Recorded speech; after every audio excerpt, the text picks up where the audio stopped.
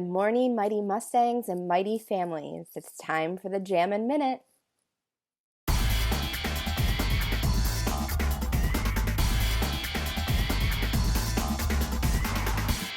Our first exercise is calf raises. You're going to slowly go up on your tippy toes and come down. Ready? 1, 2, 3, 4, 5, 6, 7, 8, 9, 10. Our next exercise is squats.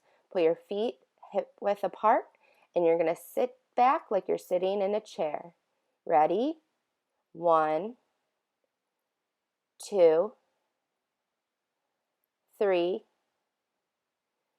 4,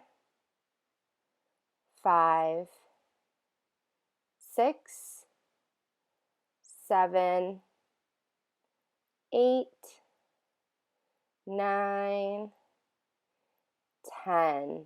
You may be seated. Today is Thursday, April 4th, and instead of a holiday of the day, I am going to let you know that there is a very, very special video over at our Facebook.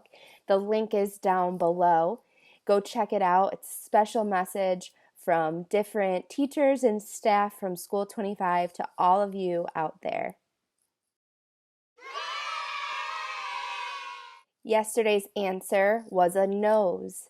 Today's riddle is, when I point up, it's bright, and when I point down, it's dark. What am I? Why didn't the elephant cross the road? It wanted to avoid the traffic jam.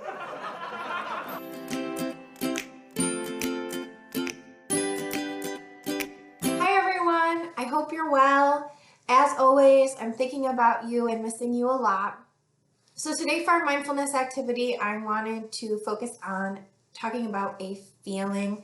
Specifically, I wanted to talk about worry. So in talking to students and their families, as well as my own friends and families, I found that a lot of people are feeling worried, which is understandable given the fact that we're put in a situation right now that's not normal or what we're used to, and we feel like we don't really have any control over when we're going to go back to what is normal to us or what we're used to. So for today's activity, I'm going to have us draw our worry. So you'll need a piece of paper and something to write with. You can choose to make it colorful or not, however you want to do it.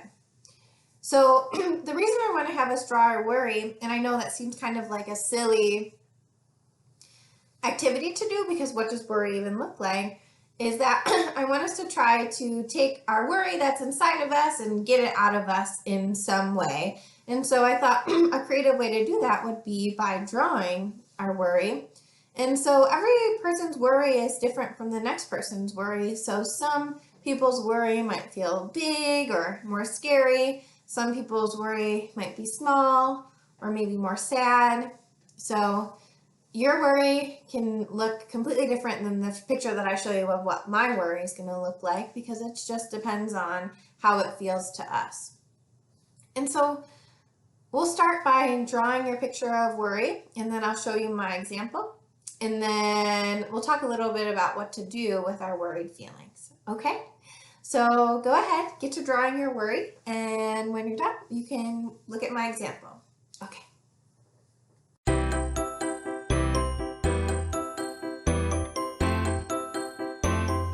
Okay, I hope that went well for you guys. So here's what my worry looks like.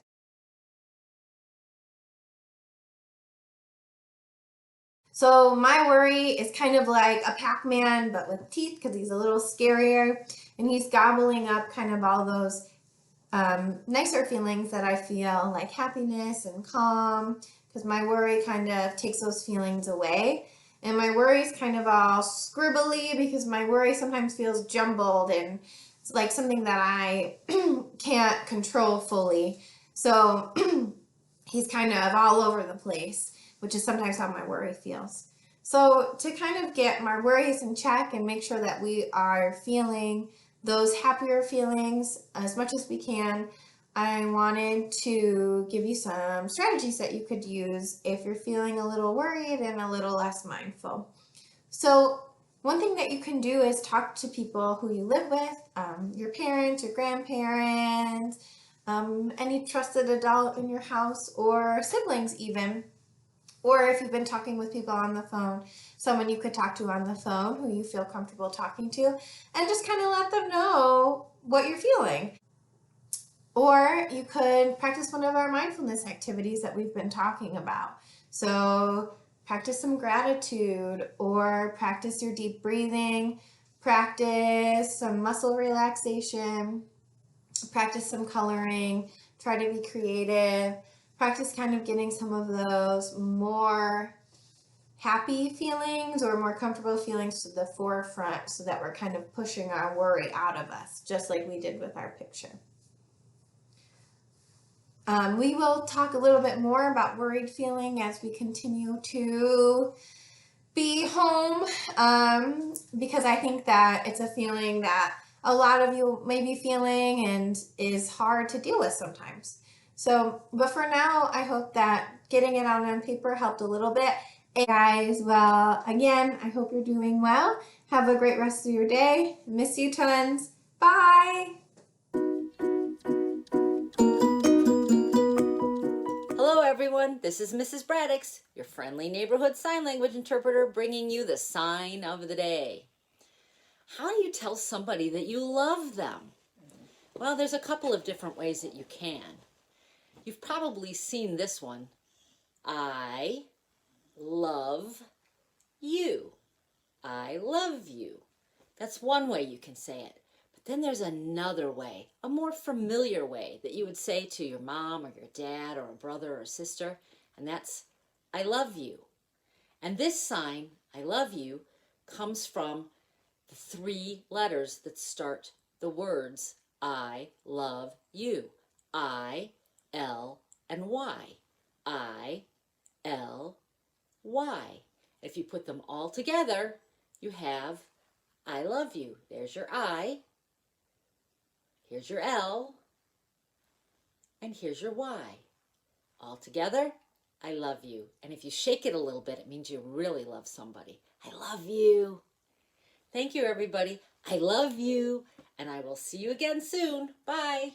And I have an exciting announcement to make. Mrs. Dates has been working very hard on making a reading contest for all of you kids at home, okay? So it's going to work very similarly to the reading contests we usually have at school, except it's going to be electronically. Link down below is two different forms. One is for K2, the other is for 3-6. You're going to be able to find these forms here. They're going to be on our Facebook, on our website, and your teachers are going to send them to you through Google Classroom or Class Dojo, whichever you use, okay? So it's going to work very simply. K2, every time you read 15 minutes with a parent, older brother, sister, grandparent, whoever, submit one of those forms, okay? And you'll earn a point. 3-6, you're going to do the same thing after you read for 30 minutes independently. Once you've reached 15 points or more, you're going to win a prize. And I know how much you guys go crazy for Mrs. Dates' rainbow loom. Okay, so you're going to either get some supplies, an animal, a pre-made bracelet. So get to reading. Read for 15 minutes if you're in K2, for 30 minutes if you're in 3-6. I want to see those forms flooding my inbox so soon. I can't wait to see who earns the prize. Make sure you read for 30 minutes each night and always be mighty. See you tomorrow.